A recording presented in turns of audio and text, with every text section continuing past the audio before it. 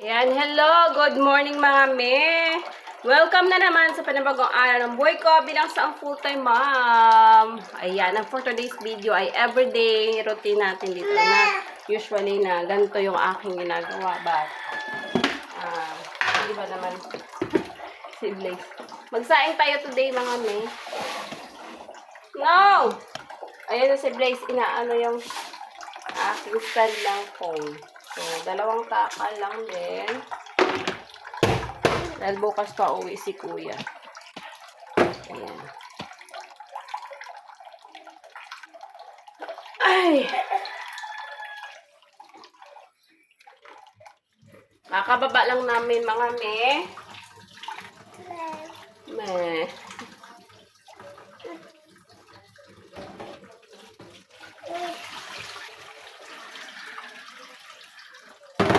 Ayan, para magsaing input ng...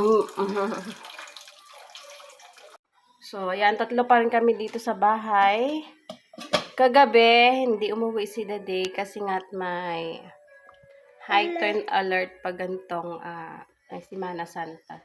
And then, may bisita din sila kaya, ayan. Ewan ko kung makakauwi siya mamaya, tanghali or hapon. Yan, for the carga na naman itong batang ito. O, say hi, Anay. Hi, everyone! Good morning! So, mga 6 na kami nagising. And then, ngayon lang kami bumaba kasi nga papainom ko ng gamot si Ate Polly dahil yung ubo niya ay hindi pa rin wala. And then, papalitan ko na lang yung kanyang gamot. Hindi na siya hiyang dun sa isa. So, nagtanong naman ako sa doktor na okay lang napalitan. Yung ganon. Kung ano lang muna yung kasi nga close sila. Ano muna yung stock ko dito, yun manapainumin ko. Pag Monday at wala pa rin na papacheck up ko na siya. So, ayun. For today, ay magluluto lang ako ng, ayun, nagsaing na nga ako at magpiprito lang siguro ako ng isda and then, hindi naman ako magkakanin. May bread, so bread na lang ang akin.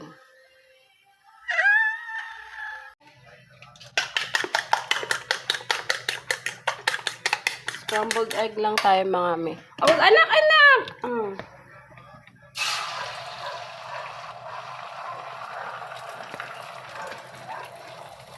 Ayan.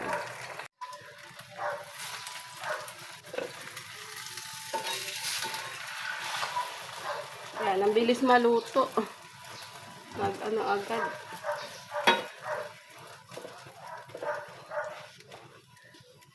Tatayin natin mga may kasi nga, to. Tawag dito, bakal.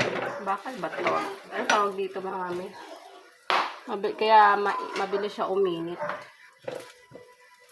Ayan, scrambled egg. Ayan, for the egg.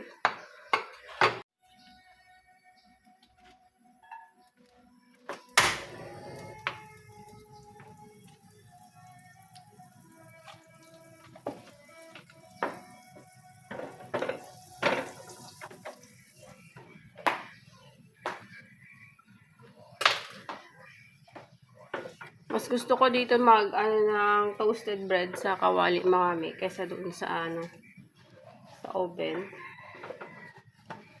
Bet ko yung lasa niya.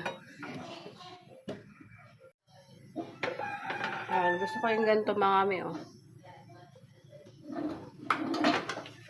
Ayan, ng butter.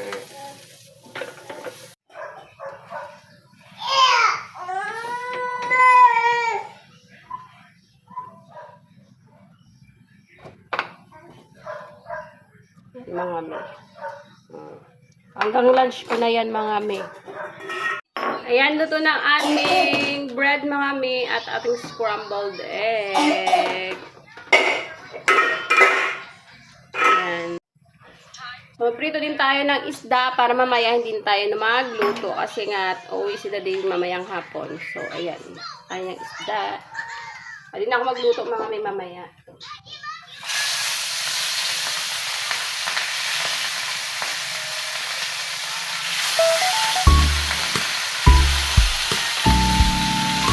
For the isda.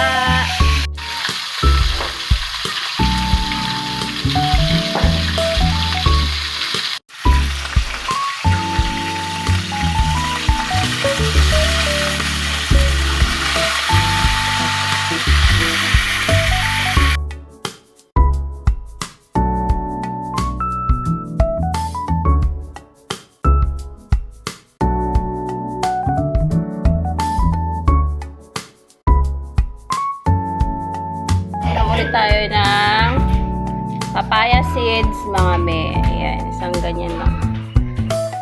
Ito yung ating papaya seeds.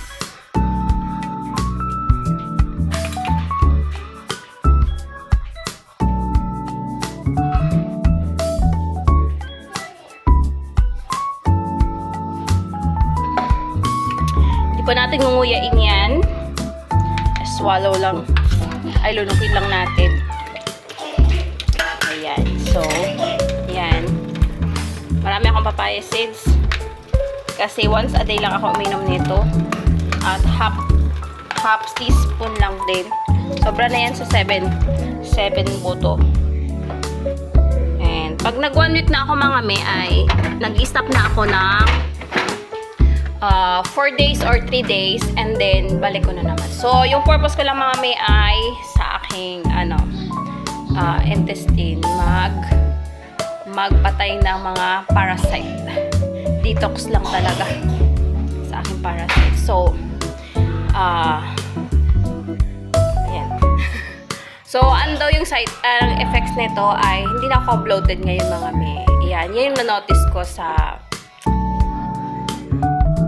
1 month yata ako. Almost 1 month ako nag-inom ng ganyan. So, yung 1 month na yun, hindi naman araw-araw yun, mga me, yung pag-inom ko ng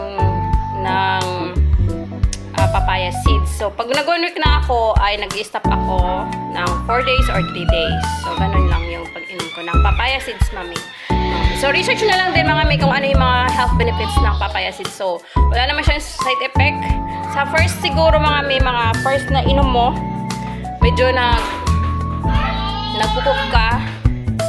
Ayan. Kasi may nilalabas na yung maraming excess na dumi sa iyong bituka. Ayan, siguro yung ano niya. And then, couple of weeks na ilang araw na couple of days na sige-sige yung inom. So, mawawala na rin yun. So, ngayon hindi na ako constipated. Hindi na ako nagpupup na madalas. So, yun. Normal na. And, ayun nga, hindi na ako bloated. And then, lumiit na konti ay yung aking tummy. Pagkatapos ng mga me, ay dito naman ako sa kwarto. Nag-decorate naman. At hayan na, mga me, aking gawa. Kasi nga, matagalan nakatenga itong aking mga wallpaper. So, inumpisan ko na, mga me, mag-decorate sa aking room. At ayan, sa Adipoli ay nag-model-model na. So, for today, ito yung aking gawa. Diba? Maganda ba, mga me? For, matagalan. At pagkagabi naman, mga me, ay ito. Hindi na kami nag-procession, mga me. So, nag-abang-abang na lang kami dito sa procession ng mga santo. So, today ay Friday. So, procession ng mga santo. Holy Friday. At good thing, maganda yung aming spot dito, mga me. So, dito nag-umpisa yung hindi pala dito nag-observe pala yung labas ng nag-posisyon pabalik doon sa simbahan. So, yun nga, maganda yung aming spot, mga ami. Kaya samahan nyo ko manood ng posisyon at while naibit-bit ng kandila si Kuya. So, ayan.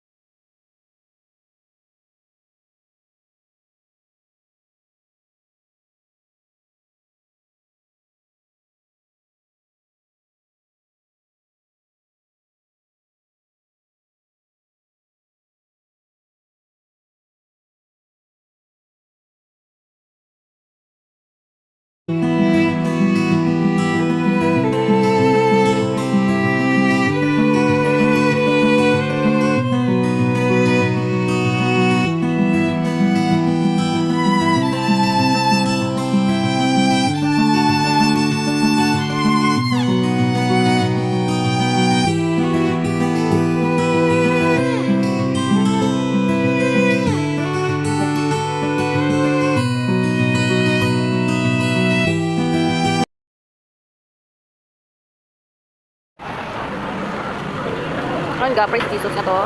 Ga-pray mo sa garden o sa garden. Pray mo sa ano? Ano pa pa? God. Dismayo. Ano dismayo? Ah, dismayo. Ismayo yung mga malipong.